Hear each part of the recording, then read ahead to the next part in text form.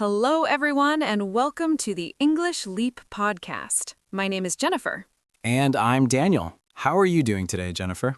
I'm doing great, Daniel. It's been a productive day so far. How about you?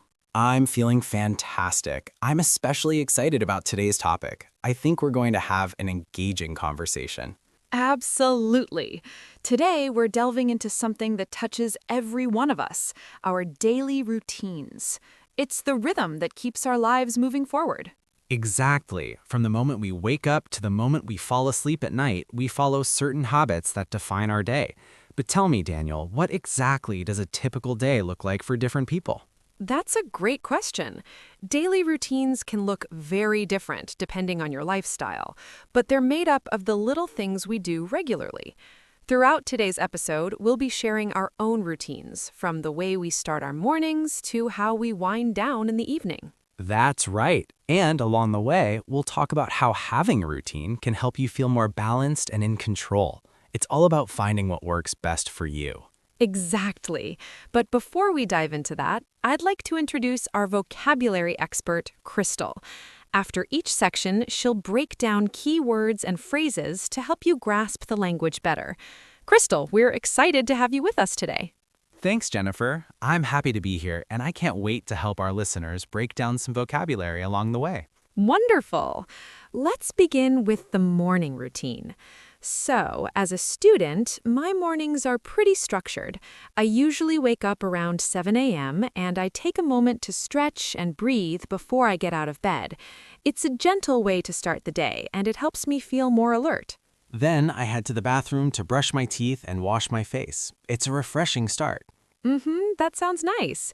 I wake up a bit earlier, around 6:30 a.m., since my job requires me to start early.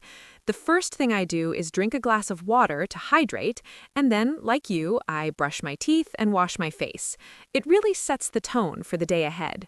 Exactly. Hydrating first thing in the morning is such a good habit. After that, I have a light breakfast like oatmeal or toast, just something simple to get my energy up for classes. Breakfast is essential for me too. I usually go for eggs with toast, or sometimes I mix it up with a smoothie. After breakfast, I take a few minutes to check my emails and review my to-do list so I know what's on the agenda for the day. I do the same. I check my class schedule and make sure I'm ready for the day ahead. It's always nice to feel organized before jumping into things. Absolutely. Having that calm, organized start to the day really makes a difference. Now, to help our listeners dive deeper into the vocabulary we've just used, let's hand it over to Crystal. Crystal, could you walk us through some of the key terms from our morning routines? Absolutely, Jennifer. Let's take a closer look at some key vocabulary from your conversation. Stretch, to extend your body or limbs to loosen up your muscles, which Jennifer does to ease into the day. Hydrate, to give your body water. Daniel starts his day with a glass of water to hydrate himself. Light breakfast, a small, simple meal in the morning, like oatmeal or toast. Just something simple to get her energy up for the day. To-do list, a list of tasks you plan to complete during the day. Daniel reviews his to-do list every morning to stay organized. Those are some useful terms from your morning routine. Now, back to you, Jennifer. Thanks, Crystal. I think understanding these terms in context really helps our listeners absorb them better. Absolutely. And now that we've got the morning covered, it's a great time to move on to the afternoon routine, shall we, Jennifer? Sounds perfect, Daniel.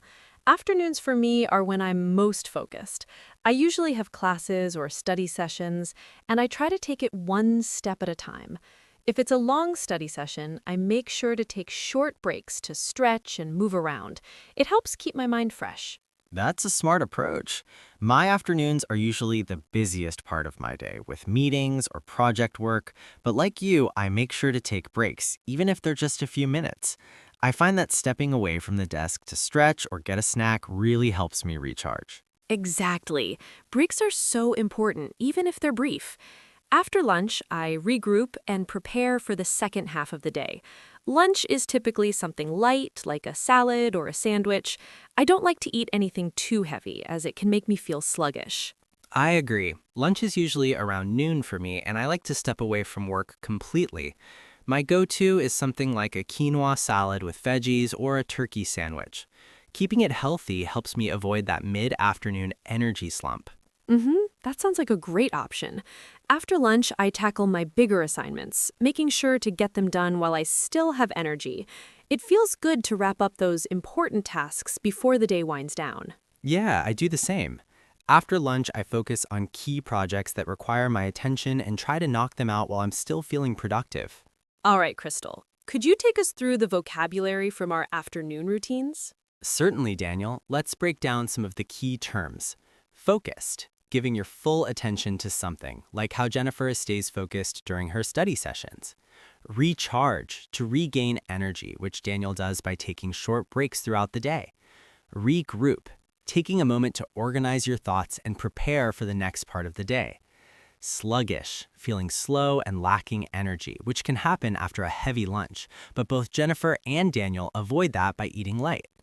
Knock out, an informal phrase meaning to complete tasks or finish work efficiently. Daniel said he likes to knock out his key projects while he's still productive. Energy slump refers to a dip in energy, usually in the afternoon after lunch. Daniel mentioned avoiding an energy slump by eating a healthy lunch.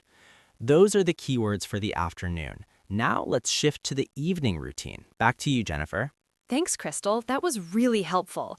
It's amazing how just a few key words can really make things clearer. Exactly. I love how practical these terms are. You can use them every day. All right, let's wind things down by talking about our evening routines. Evenings are when I like to unwind and relax after a busy day of classes. After dinner, I usually take a short walk or do some light stretching to help me de-stress. It's a peaceful way to close out the day. I totally relate to that. After work, I make time to relax too, whether it's listening to music or going for a walk. Dinner is usually around 7 p.m. for me, and it's something simple but satisfying. I like grilled salmon with veggies or a stir fry with rice. That sounds delicious. My dinner is usually something quick and easy, like pasta with vegetables or a rice ball. Once dinner is done, I always make sure to brush my teeth and wash my face. It's such a small part of my routine, but it helps me feel refreshed and ready for bed. Oh, definitely. Brushing my teeth and washing my face feels like pressing the reset button after a long day. It's a simple way to shift into relaxation mode. After that, I usually wind down with a book or a cup of herbal tea before bed. That sounds really calming. I also avoid screens before bed, instead spending some time reading or listening to music. I aim to get to bed around 10 p.m. so I'm well rested for the next day. Same here. I stick to a consistent bedtime too, around 10:30 p.m. It's amazing how much better I feel the next day when I get a full night's sleep. All right, Crystal, one last time, could you walk us through the vocabulary from our evening routine? Absolutely, Jennifer. Let's go over the key phrases from your evening routines. Unwind, to relax and let go of stress, like what Jennifer and Daniel do after a busy day.